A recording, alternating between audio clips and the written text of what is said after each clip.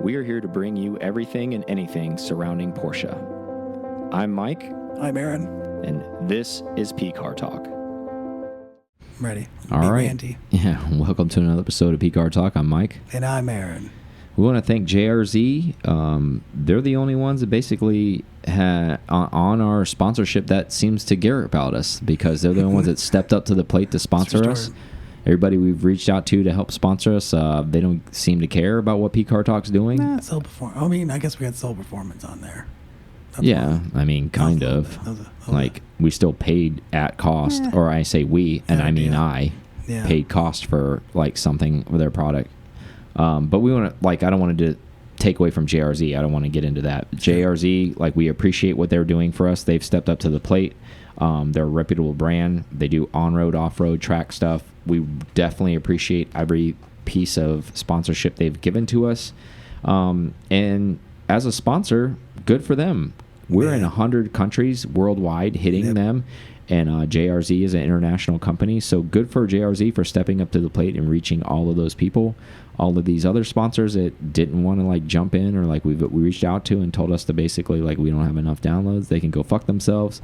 But I know that sounds a little angry, but I'm just being real at the situation. Like, honestly, like, thank you, JRZ, for stepping up. Like, you guys are legends, and we'll always be loyal to you guys, and we appreciate that. With that being said, Aaron and I are debating back and forth to taking, like, a little bit of summer break, even though we've done like 130 plus episodes in a row, and it seems like minus our loyal listeners, we are getting very lack of support for people listening. It feels like a little bit of a plateau that we're at. I mean, we're seeing, I mean, I think we had some growth. I mean, it's still kind of growing, but it's just not. It jumped like 3x. Now it's kind of just chilling. Name another Porsche podcast that's run 130 episodes consecutive without missing a single week. You can't. So I'm attacking you guys that are listeners. How can you show your love for us? Start commenting on Instagram. Start responding to things when we ask you guys questions. Get engaged. Show us that you guys give a shit. Because if we don't see that response, we are going to take like a 2 or 3 month break. Because honestly, like, Aaron and I need a break. We're doing this every week for you guys, and it seems like you guys don't give a shit. I'm being honest. Like, I'm being raw right now. I know it sucks, but it's real. Like, it's summertime. Like, Aaron started a new career. Like, he needs time. Like, he's married. We dialed it back too. I mean, because that's why we dialed back all the YouTube stuff. Because it was kind of like, it was gee whiz. Exactly. It was just white noise. And you know, the fact that if you don't want to get behind us and support us, that's fine. Like, you have an opportunity right now. I'm making an all call right now, saying, like, if you were a listener, make a comment and say that you like the show. Get on there and make an iTunes comment saying you enjoy the show. Show us the love. Because right now, Aaron's saying, like, we have basically 16,000 downloads per month. You want to know how many iTunes reviews we have? 122. That shit doesn't correlate. It's your story.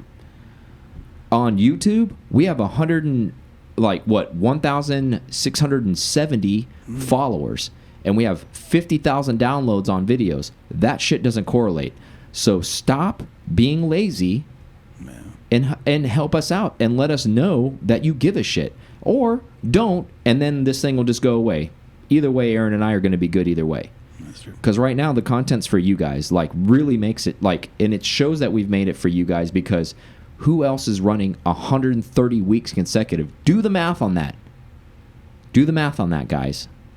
So I'm gonna get off the soapbox and we're gonna get this show started. You love the soapbox. Yeah. No, I'm just pissed off, man. Like, I'm over this shit. Like, I'm over it. All right. Congratulations to Porsche. Yeah, they went all over the map this year, this month. I mean, they got last weekend the 912 car at Spa. Kevin Estres and his team. Yeah. He's a beast behind the wheel. By the way, 1, 2, 3, and 4 out there. Yeah, he's a monster. Ridiculous. So good for them. Super exciting to see them. Obviously, there's a reason why he's on the WeatherTech team too, because he's a winner. Like, he's a Ricky Bobby basically. He's a French Ricky Bobby. Like, yeah, he's gonna crash or he's gonna win. Like, so good on them for winning that at Spa. I'm sure you guys may or may not have watched that. Carrera Cup was this past weekend too. I was crazy busy, but I had family in town. I didn't get to watch any of it. I saw some of Lee Keen's videos or stories. Yeah. I think he took 4th and 5th. Race 4 he took. Yeah. Something to that nature. It was around those. So guys. No podiums for 311 RS. Yeah. Those Kelly Moss guys are fast. Yeah, if you guys aren't watching the series, it's actually really competitive racing. Like, you should take a look and actually watch the race. The guys are really getting after it. You know, there's young guns out there fighting for Porsche factory seats. There are old guns, and I call him old. I say he's younger than me, but I'm saying old in the sense of racing, meaning Lee Keen, where he used to be on a race team and he used to do all those things. So he's super fast, and he's one of those guys that still can get it done, competitive in that. So there's a good mixture of young and old in that series, and guys aren't afraid to crash their cars to try to win in that series. You would think. Yeah. Because a lot of these guys are spending their own money, whether it be at the corporate level because they own a Fortune 500 company or 100 company, and they're funneling money into racing because that's where their passion's at, and they'd be afraid to crash the car. These guys are not afraid to crash the car, whether how much bankroll they have or not. I mean, no one wants to crash a Cup car because it's still super expensive regardless. It's still. I mean, you're literally throwing money away just crashing. Did you? Well, you didn't watch that one, so you wouldn't. Did you see any highlights from the German Cup Series? I didn't. The Dempsey Proton, they lost it, and I've never seen a Porsche come into pieces. Oh yeah. As many, it was everywhere. Paper mache, essentially. It looked like somebody popped one of those confetti things. Yeah. And that's pretty much what it was like. That's awesome. I was like, ooh. But that wasn't during the race. That was qualifying. They put it back together. They were able to run it. So yeah, it's like Legos. That probably no problem. The driver was like, and then I'm sure the engineering team was like, yeah. But there's a lot of racing this weekend, including the F1 stuff too. Yeah, as long as there's no Porsche stuff. Monster frame damage, I guess they'd be good to go. Yeah, I guess so. Old Michael McCarthy won his stuff too. Yeah, I saw that. His dad texted me. Congratulations to him. We're excited, to know him, and happy for him that he's doing well. Crushing. Yeah, racing for children's. If you haven't listened to that episode, that was a prior episode. But Michael's doing really, really well out there and raising money for kids and racing and things like that. So also another Kelly Moss person. So yeah. Those setups seem like they're pretty dialed in as far as at least setting up Porsches, right? I would say they're pretty good on that. I'm not saying I'm a genius, and I'm not saying I'm a smart guy, but I'm saying at least the numbers don't lie when their cars are always winning. No, I know where my money would be going if I was. Yeah, if I was in that series and I need somebody to set my car up, I don't know, they'd probably be setting my car up. I'll call Andy. Hey, Andy, let's do this. I'd be like, hey, I want to win. So what do I need to do? Just bring your car here. Just drive it. Just drive it. That's all you do. Yeah. Game over. Yeah. Don't be scared. Drive it. Bring it here. That simple. All right. Next topic. So, Sport Classic for the 2022 year has been spotted on the ring. If your guy's not familiar, the 997 Sport Classic is an homage to the 73 RS car because it's a factory ducktail car, and it's supposed to be the hopped up version. It's supposed to be exactly type thing, yeah. So that's the ethos behind that car. With that car, this will be the third iteration if the 992, if this actually does come to production, it'll be the third iteration of that series. So kind of the grandfather car, you can kind of look at it as the 73 RS. The dad would be the Sport Classic, and then the son would be this 992 Sport Classic, if they call it that, or whatever they end up calling it. And what makes it a Sport Classic, it's got the ducktail, it's kind of got the louvered roof where it's channeled. Essentially, that's for if you were to wear a helmet in the car, it's supposed to give you a little bit more room. And then it's supposed to be the hopped up engine a little bit. So the debate is, nobody really knows yet. This may be the Carrera S motor from the 992, which is 443 horsepower going in this car. Some are speculating it could be as much as the Turbo S motor going in this car at 640 with the ducktail being rear-wheel drive. I think that's some wishful thinking there. I think they're going to go with that Carrera S motor just because it's so prevalent throughout a lot of cars now. That 4-liter. I think if they went... Maybe tuned, but... I think if they put a Turbo S motor in this car, and it was rear-wheel drive only, because that's the Sport Classic's supposed to be. Like, the Turbo S is all-wheel drive. If you guys aren't like seeing where I'm going with this, I think this instantly, if they put the Turbo S motor in a 2-wheel drive car, instantly makes this a very, very expensive car. Oh yeah, I mean it's super limited production too, because 997s they only made 250. Well, yeah, sorry, like this is going to be this isn't like an all call, like whoever wants one gets one. This is going to be a very limited number.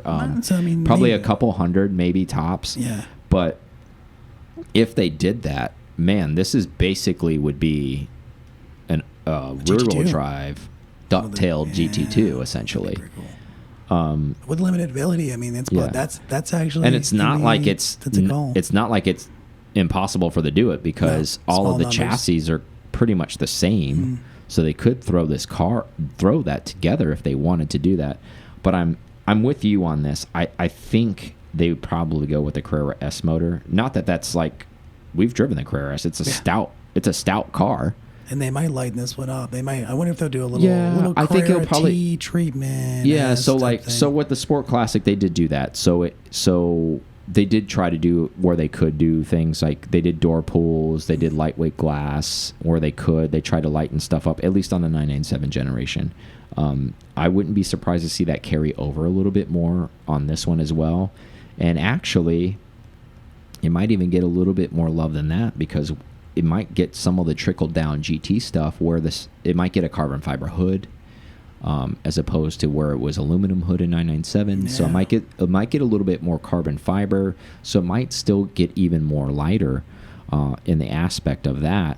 So your thoughts on maybe they're making this kind of a legacy now? Like, what do you think about like a sports classic as a legacy? Is just this another line of Porsche for them to keep things limited, to say, okay, we have a Porsche here, and if we do this to it, and we do this to it, and we do this to it, we only make 300 of them, now we can charge you X amount of money, and now because on secondhand market it's going to be crazy money because we only made 300 of them. Yeah. Do you think that's more of kind of just like a gee whiz thing, or do you think it's a legitimate collector's item? I'd be curious to wonder why they didn't do it in the 991, if they were going to make it a thing, or why they're kind of spreading it out. I don't know where, if it's not going to be a sport classic, I don't know where it fits in any of the lines. I think, circling back to what you just said, I think the reason why is like, you could ask the same question of why haven't they made a 911R every year? Yeah. I think it's one of those things. Maybe it's about time. Maybe they feel like... Yeah, I think it's one of those things where it's maybe every 20 years. I mean, I don't know what the number is. I mean, like... There's some internal number. Yeah, I don't know what the number is, but I'm just saying, okay, if this is the third iteration after a generation of cars that started in 73...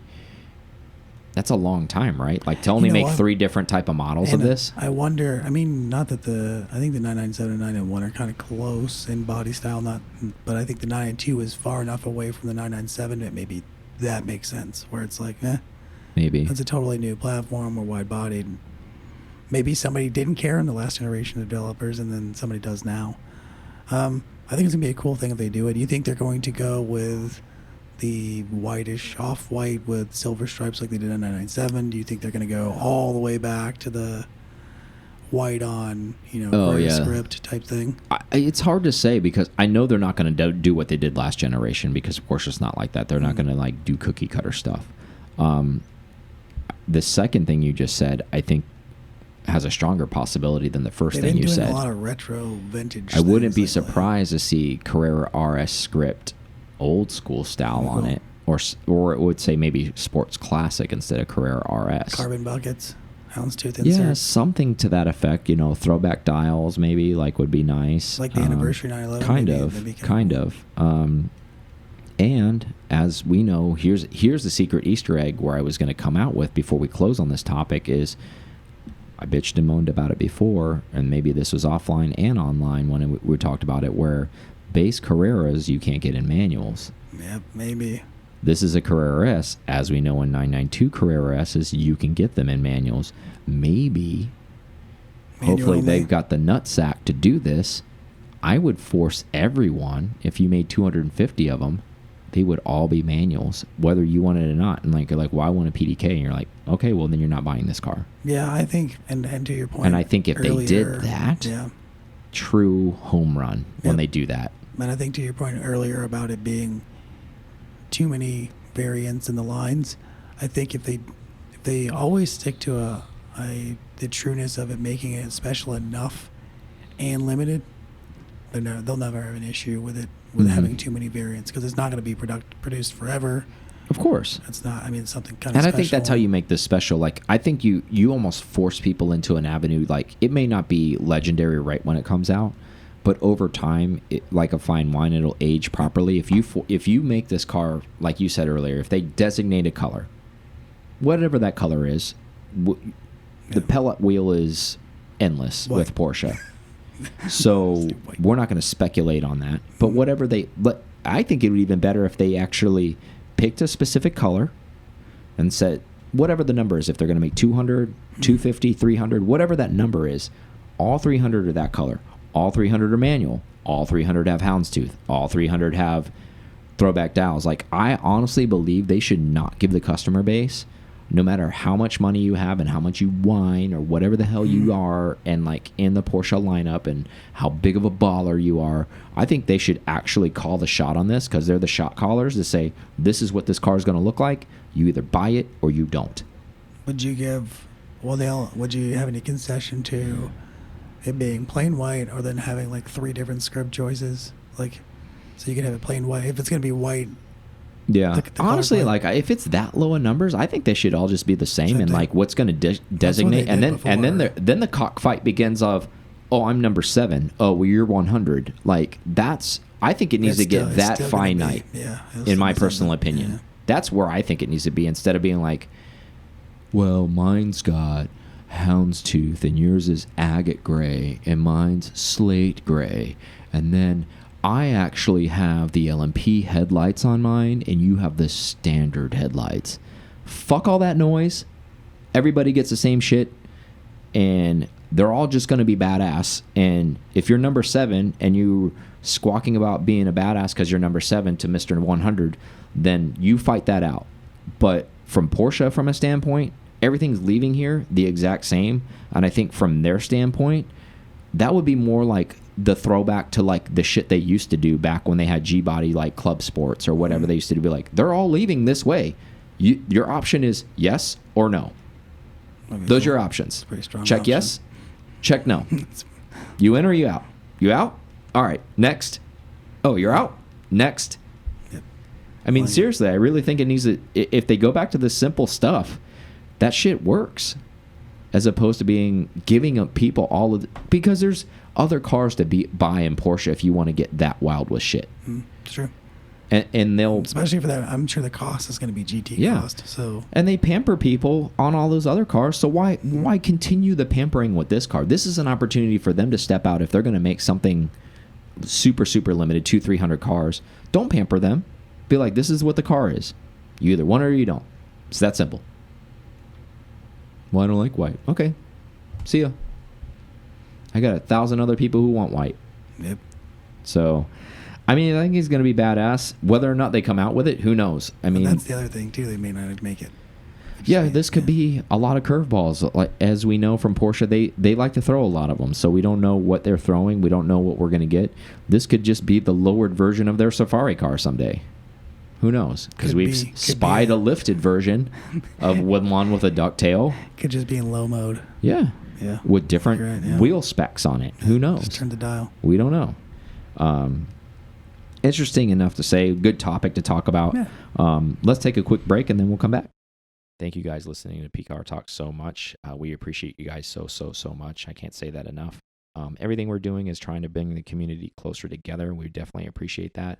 Also, when you go on to YouTube, if you could subscribe, maybe pass it along, make a comment. We really appreciate that. Now back to the show. So, Porsche Gt3 Touring announcement is going to be available this summer. Now, it said available this summer.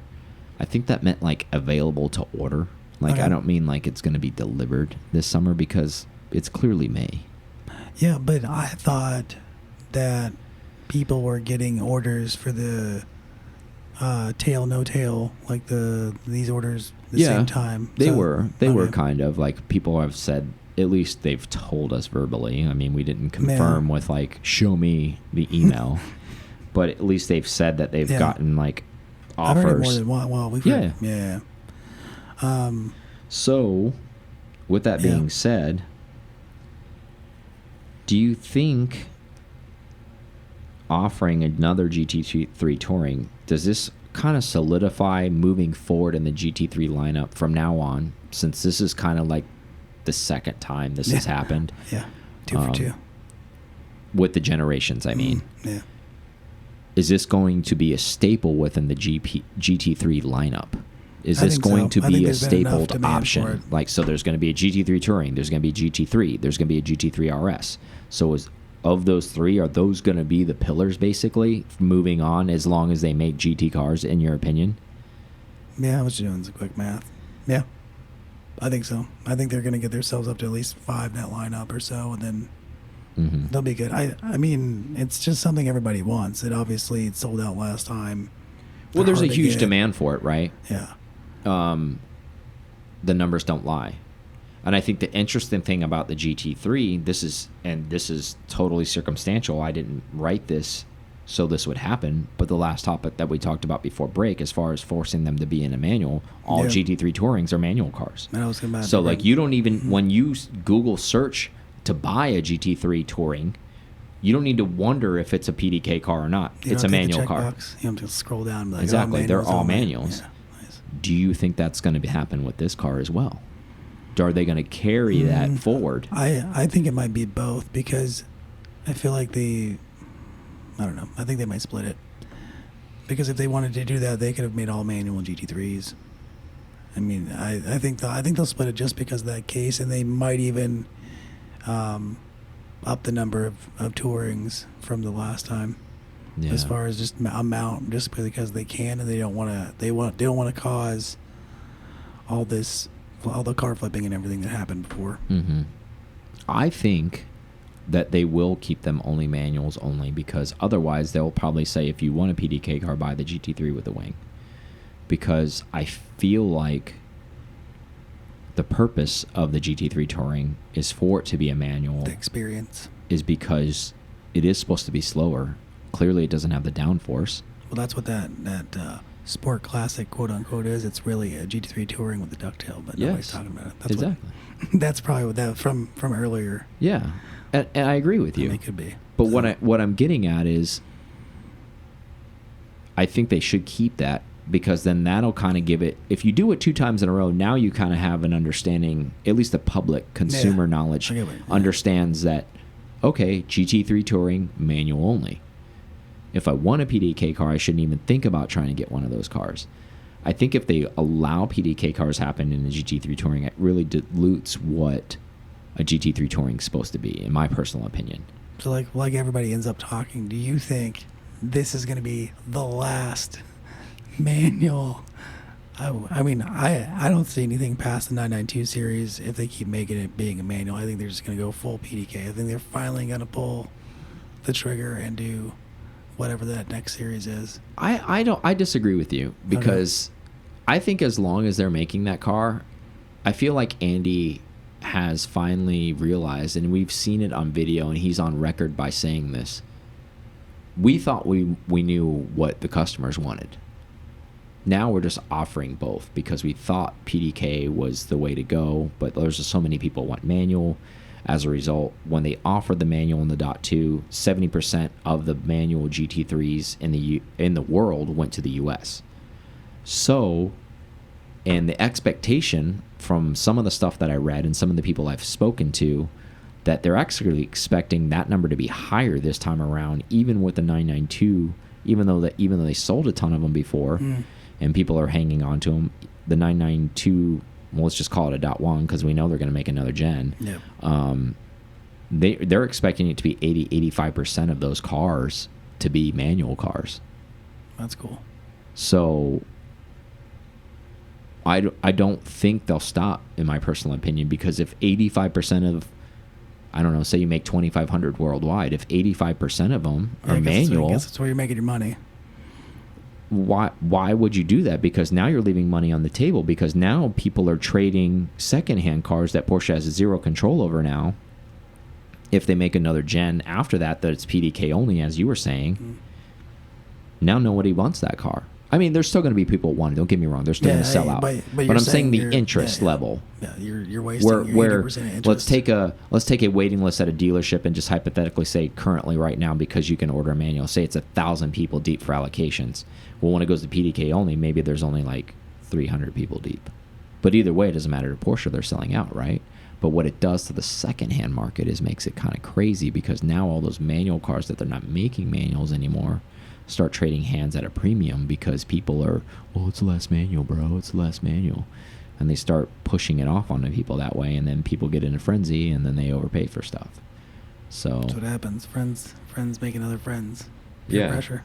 So I think I would enjoy them, circling back to our topic, even though I'm not a buyer, but I still, as a Porsche enthusiast, would like to see them keep suit to the GT3 Touring manual situation, because I think it just kind of adds to what that car is supposed to be. It's a slick back with no crazy tail on it, but has a GT3 motor. So it's a long lineage, but there's still a freaking homage to back to the classic air-cooleds, in the sense of it being a slick top, being a slick rear, and not having the crazy wing and the arrow, but being a manual and still having the rear seat delete. I feel that's more, in my opinion, a raw car than the car with the tail. Like, granted, the other cars, without a question, puts down better lap times. But as we know, it's got arrow. Yeah, but as we know, 98% of the people buying these cars are spending more times in the mountains and on normal service roads or wherever they're at. The 10 tenths in each car is going to be hard to achieve. Exactly. We're going to know where you're going to flex on that arrow, where you're going to need it in other areas. So if you're making a GT3 Touring and it still has double wishbone front suspension, but it just doesn't have the same arrow as that GT3 of its generation, I still think that's a huge win. And you can get it, and it's forced you into a manual. I think that's a good move. Do you think that now they've teased this, maybe Sport Classic, they're definitely going to make the Touring? Do you think the R makes a comeback? It's possible. But do you think they don't care about it anymore because they have a Touring that they're investing in? I think it's more of that. I don't think it's a hot topic for them because there's a Touring. And let's be real, the R, when they made the original R, Porsche was a very, very different company back then. And I think that's where a lot of listeners and a lot of people in general, not even people that don't listen to us, people that think that they're Porsche enthusiasts and they don't know the history behind Porsche, they don't realize how few original Rs were ever made. And there's a few prototypes running around too. Yeah, so I think we're talking less than 15 ever. Yeah. So that name gets thrown around very loosely, and what I mean by that, where people are like, oh yeah, that's an R, but I think they don't really appreciate how rare an R is. If you see an original R in a long hood car, I mean, that's like a unicorn. Really it is. Yep. And then even the newer ones where people are like, oh, those suckers overpaid and these guys got a GT3 Touring, and I'm like, okay, well, they haven't made one in 50 years, and then they made another one. So can you blame these guys for paying up to make one? Because they understood how rare that car is. And it isn't the same car. No. And that's where I think a lot of people get confused. And if you don't believe me, go look at all the footage out there on them. Go look at all the articles out there about them. They're not the same car. And even Andy says it. Andy said they're not the same car. And everybody says, oh, well, this is a consolation prize for that. It wasn't. It wasn't that. So, yes, did the Rs trade at a crazy amount and everybody thinks that people who bought them originally got duped? I don't think so. I think it's one of those people like just saying, oh, well, they got duped on it because they're not even a buyer on it, to be honest with you. If you're original R buyer and you hung on to that car and you did pay up for it, don't worry, that car is going to pay its own fruits eventually, because I really don't see an R in their future again. I mean, if they waited that long, they covet that name. Another 50 years, boys. Yeah, they coveted that. They covet that name. I mean, the only other place where you see R attached in a Porsche type stuff is GT3 Rs that are raced in IMSA. Yeah. That's the only place that you see a R in Porsche. So they clearly think that's a special Moniker, labeling. Yeah. But yeah, I think the home run again would be to close out on the GT3 Touring topic would be to keep it manual in the way they did it with the last gen. To keep it honest, because then I think at that point if they do that, it ends up building its own thing, like legacy within its own GT brand, to say back to that pillars thing that I was talking about, where people understand when they see that car without even having to look inside of it. If it is a Touring, they just know from the outside, they're like, that's a manual car. Not that that matters, but I think it gives it personality to say, like, that car is not optioned any other way. That's the only way. And I think that's a good thing. I think it's a good thing to have those staples within a car instead of having so many options within the car. So we'll see, I guess, because there's no confirmation whether they're all going to be manuals. So this is all speculation right now. I'm just hoping they will be. So we'll see. Just floated out there. Maybe. Yeah, all right. So last topic before we get going. Anybody who has, they've probably got an email on this already. Yeah, we knew about this like months ago. But we just didn't want to like leak it out until Porsche made it an official statement. And they just recently made an official statement on this, saying they're doing a stop sale on Cayman and Boxster 4.0. Connecting rods are cracking. 190 have been recalled already. 20 of them will get brand new engines. Now, I want to hit you with a couple things because I had a couple theories while I was writing this. One, really good on the manufacturer, right? Yeah. To stop this, get ahead of this thing before it gets out of control. I think everybody who's listening can appreciate that. Everybody wants to get the bad news as soon as you can. Yeah, of course. And those unfortunate ones that have taken delivery, at least they're... Or not. Yeah. Either way, at least they're getting the news, right? Two, you look at it as Porsche as this high-level manufacturer, which they are, and you say, how could you have fucked up the R&D on this? Like, why? Where's the Q&A? Yeah, where's the testing? Why is this failing? Like, why hasn't this been vetted already? Because you guys are printing money. You guys have made 4.0 engines before. What's the issue here? So I think there's two camps of people maybe on this thing. Whether those camps are large or small, they're probably small because the people that are buying the 4.0s is a very niche market anyways to begin with. But my question to you is, this car essentially, at least in our minds, and this is totally our opinions, was supposed to be a consolation prize to a Spider or a GT4. Does this further drive home that these guys got kicked in the dick by trying to order a 4-liter from their dealership? Because let's be honest, maybe you guys don't know, but the salesmen were saying, hey, this car is great, this is great, this is a NA, this is a 4-liter, buy this car. And this isn't the salesman's fault. They didn't engineer this car. So they're selling the Porsche product. However, with that sales, does that just eliminate all the validity behind that, where they're saying like, yeah, we kind of fucked the pooch on this one, yes, but the GT4s are still good and the Spiders are still good, but this car we were going to sell you because you didn't get an allocation for it isn't so good, so we're going to stop sell it on it, but trust us, it's going to be good still. Like, does that kind of give you a really sour taste in your mouth if you're one of these people have an allocation for this car? And if you're already a current owner of one of these cars, does this kind of give you that, man, like, I think did I screw up here? If I was a 4-liter owner, it didn't matter with the car, I think I'd be worried. Now, even though they only limited it to this, do you think they... So you're saying 2018 people with JT3s with a 4-liter, which they made a ton of them, you think that is that as far as you're reaching? Like, is that what you're saying? Because you said 4-liter. Okay, I would say the 4-liters that are in these Cayman and Boxsters, the GT4s and the Spiders, I would say that I'm sure they looked at them, but they have to be built almost identical. I don't know. I mean, maybe they did. Maybe they are using different connecting rods in the Spider and GT car that they're not in the GTSs and other things. But maybe they just went cheap on the 4 liters, essentially. But I would doubt it. I think they would have a problem across the board. Because why would you? I mean, because that's a speed in production. That's, I mean, cost. You could buy more in bulk if you're buying for the whole lineup out of the same motor set. You wouldn't have to buy 2 separate companies. You wouldn't have to source 2 different things.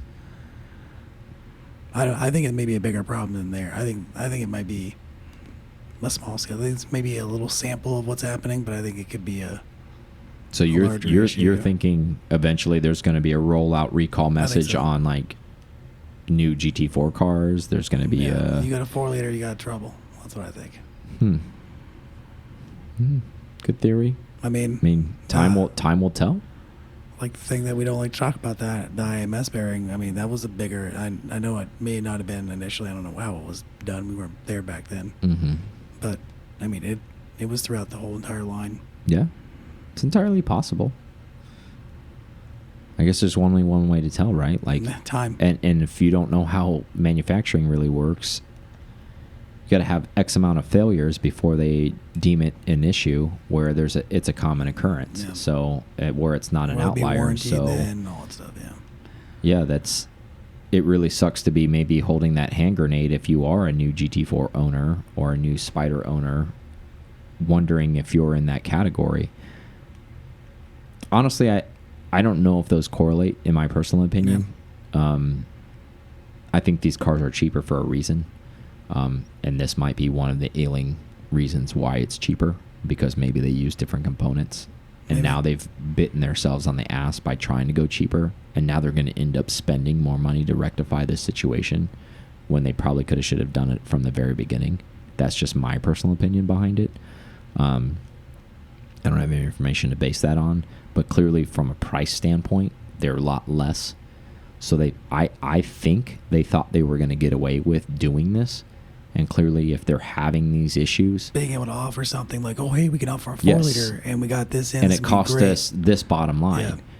And what that bottom line required them to, I don't know, possibly use different parts. And because of that bottom line, now it didn't get vetted properly. And now they're going to have to circle back and make all of that right.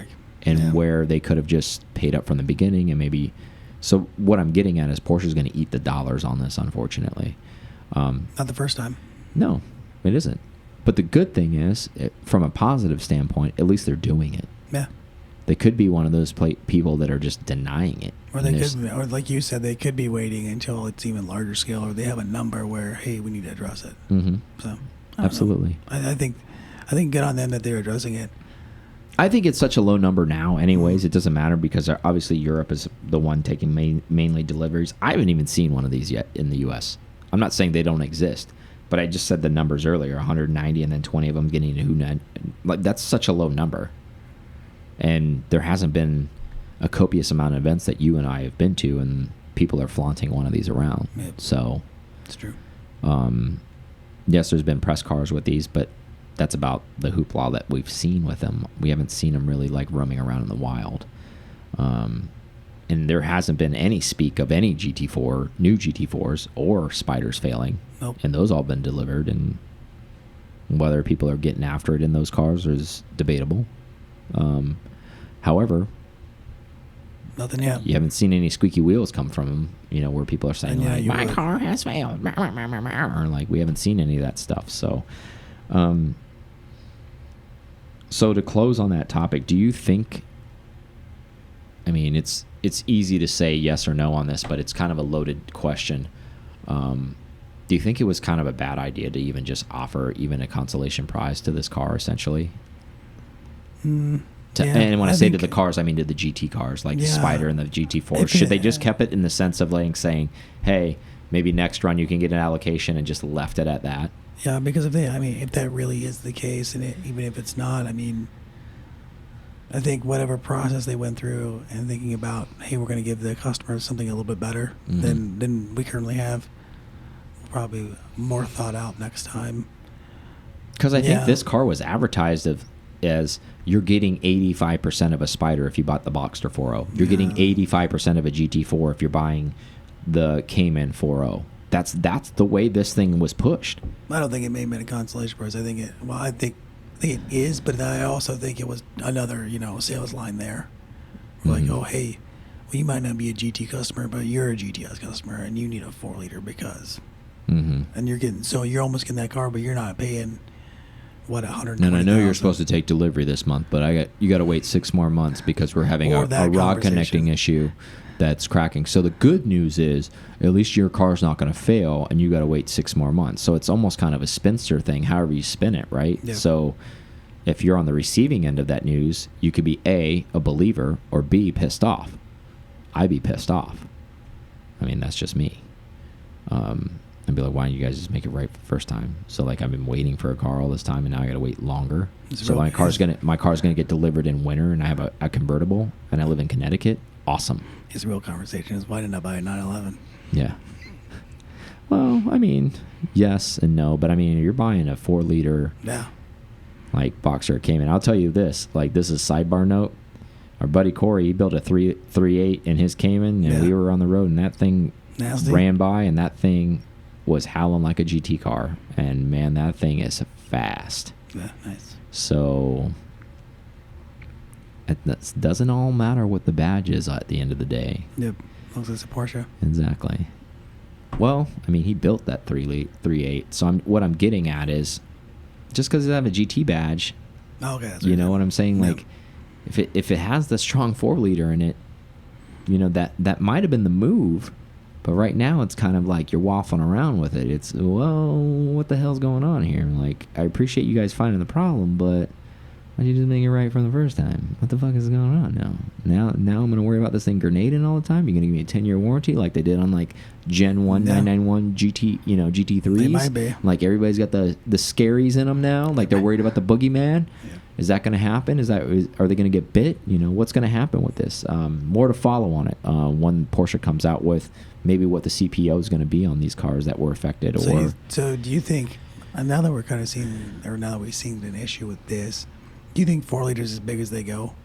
They don't try to leader up, or even though we know other companies have done it? Yeah, I think it's kind of tough on the Boxster engine. I think we talked to some of like the Porsche internal people, and I think they were saying what the RSR is like at 4.2 or 4.3. Is that what they were saying? I think. Yeah, it couldn't be much.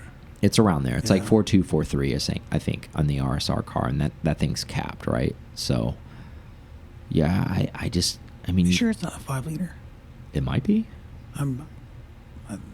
It could be. I'm not saying you're wrong if you did say that. Like, I'm just saying in conversations, like, this is based off another guy who's probably full of shit too that told me that it's a 4.3. So, because I want to say that we had a conversation, and you were like, well, 5-liter, they'll never do a 5-liter because it's such a high-strung, super meticulous type motor that it just it'd be too much for being a 5-liter. But I think. No, it's probably not 5-liter because it probably doesn't. I think what screws it up is the cam profile. Okay. Is what really messes it up, because you think about the cam and duration at that point, like when you have that kind of displacement with a Boxster engine. Yeah. I think that's where they start to run in trouble, and I think they're at their limits. That's just me. Oh, you know what? With that 4-liter, did they go dry sump or wet sump? I do not know that. That's a good question. I wonder if any of that. I mean, in oiling, I don't know if it's... It could be, but... Oiling stuff, I don't know. You would think if they did that, if they're putting a 4-liter in the car, you would think they would put a dry sump. I'm just giving them the benefit of the doubt, but... I just wondered. Who knows? Great topics. We could have Googled this, but we didn't. Yeah. So let us know what you guys think in the comments. Hey, like when I circle back what I said earlier, let us know that you give a shit. Holler at us. Like, comment, subscribe, share. Maybe be a member if you're sitting on the fence. I have so many people. It's like, I'm sorry I haven't joined sooner. Well, you're about not to be able to join. Yeah. There's not like 4 spots left. Exactly. So make it happen. We appreciate the ones who do listen to us. That wasn't an attack on you guys, but it is an attack on, if you haven't made a comment and you know who you are and you're a listener, come on, man. Do the right thing. I'm not going to beat you up on it, but do the right thing, man. Do the work. Yeah, do the right thing.